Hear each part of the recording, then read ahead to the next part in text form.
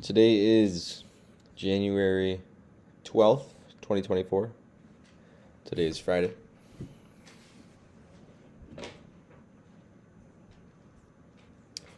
Yesterday was FOMC. Today we had core PPI and PPI at 8:30 a.m. on the US dollar. Looking at NASDAQ futures on a 1-hour chart. This vertical line here is 8:30 open. 12 to 1:30 is New York lunch, and then 4 o'clock is close. So this morning, during the 8:30 open, price was dealing inside of this 1-hour buy-side imbalance that formed yesterday.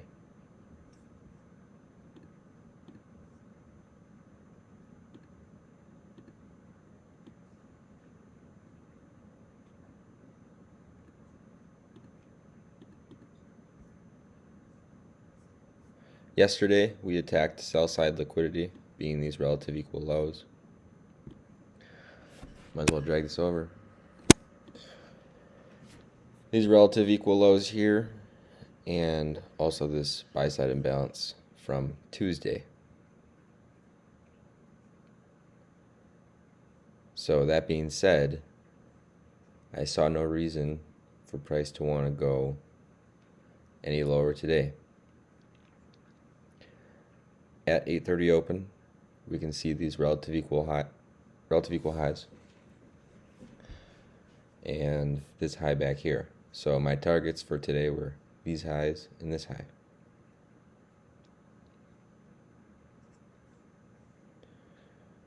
If we go to a daily chart, we're looking at weekly fair value gaps here.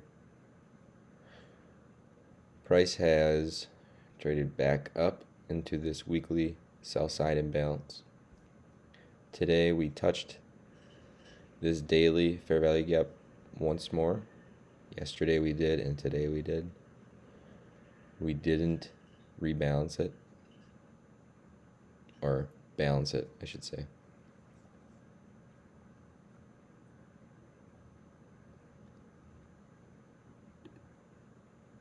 If we go down to a 15-minute, we can see I already have a few annotations on here from throughout the day.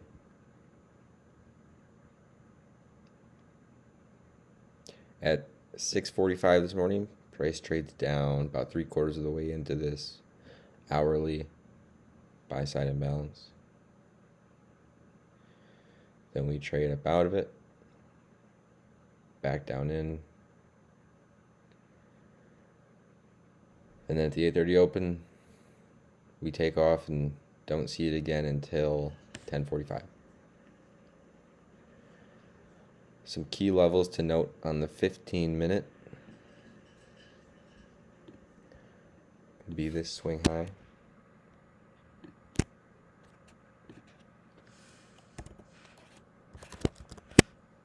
"15-minute swing high" is what that means. Put that on top. Hopefully that's not too small.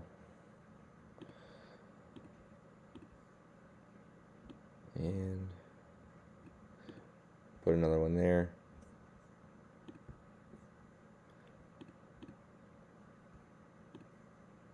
Sorry.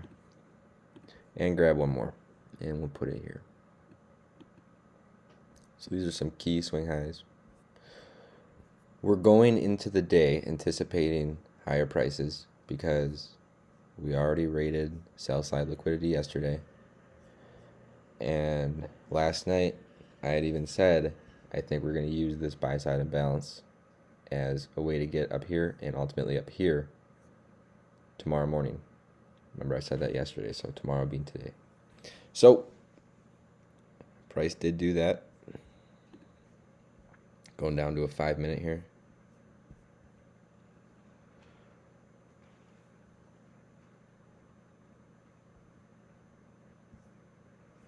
As you can see, at 8:30, we took all three of these highs out within 10 minutes. This high, we're looking at 16,977. And if we look at this possible entry here, we're looking at 16,900 even. So about 75 points within 10 minutes right here. Well, 5, 10, 15 minutes, sorry. So a good move early on. And I saw an entry opportunity here. So we're going to dive into this one. I mean, there was many throughout the day. I'm just going to focus on this one here. 5-minute chart is what we're looking at right now. We can see there's a buy side imbalance here.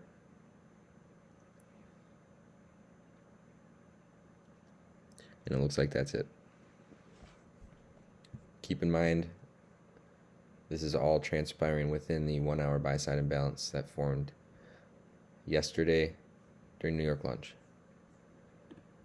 Go down to a 3-minute. This fair value gap remains. I really like when a fair value gap stays in the same spot all the way down from a 5-minute down to a 1-minute. Because sometimes they may not be respected. If you can catch one that's visible throughout the time frames, odds are it's more likely to be respected. Not always. Nothing is always. It's just, that's what I've seen as a tendency. So this one remains here.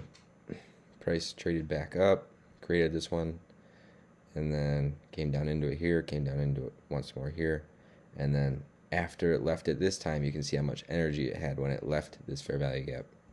If we go down to a 2-minute chart, you'll see that it created another buy side imbalance when it had left this one. And so very close to the 8:30 open here. Right now, this candle here is 8:22. Remember, 8:30 is this vertical line. Price trades back down into this fair value gap. And if we take a fib from this low here to this high here, I'm going to drag it over so you can see. But I'm dropping it on this candle's high. You can see that price traded down to equilibrium of this entire range. Traded down into the discount range. Didn't spend much time down in the discount range at all. If we go down to a 1-minute chart, looking at the same area, we can see that after it had entered the discount and came up out of there, it created another buy side imbalance here. Price traded down into it, and then crept away, started to creep away, and then 8:30 open, took off. I'm going to get rid of this, and I want to zoom in on this very small one. You can see there's an order block right here. If I take a fib and just go from this low up to this high, it looks like price did not reach equilibrium, which is okay. If the market has a lot of strength, you can't always expect it to. It did come down and touch this 2-minute fair value gap though. To the tick, it hit it and went higher.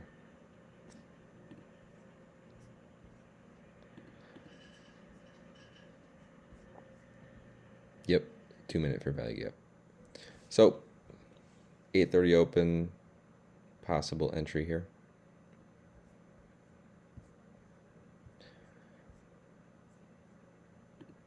And the reason for that is because yesterday we already took out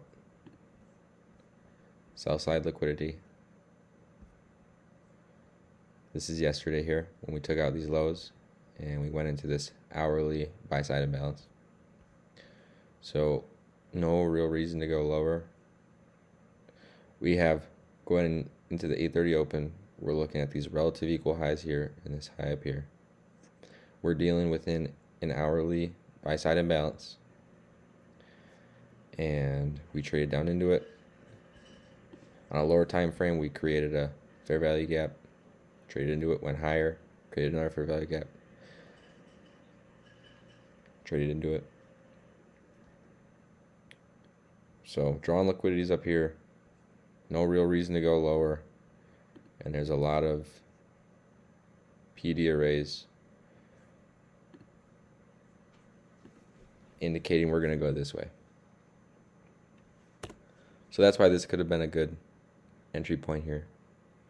And another point that I want to hit is this. I really wanted us to take out these highs today.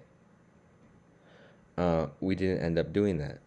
And when price had came down here, in my head I was thinking, oh, well, the reason it's coming down,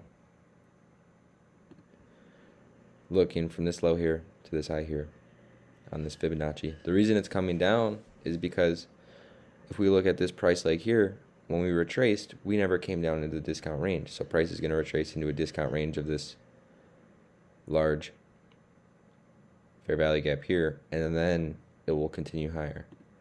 And that's what I was thinking. That was the narrative that I had. Whereas if I had just taken a second and looked at this chart, which I have here, the dollar index ran below these 4 relative equal lows and started to go higher. This here was at 10 a.m. It turned around and started going higher. And this was at about 10 a.m. when this started going lower. So keep in mind these two charts move inversely of each other. If NASDAQ goes down here, the dollar index will go up most of the time. But if I had seen this, if I had taken the time to look at this chart and saw that the rate on sell side liquidity that the dollar index did here and the reversal it was making out of here, I wouldn't have been thinking that NASDAQ was going to go higher and attack these highs, because in order for NASDAQ to go higher, the US dollar has to go lower, and obviously that was very unlikely.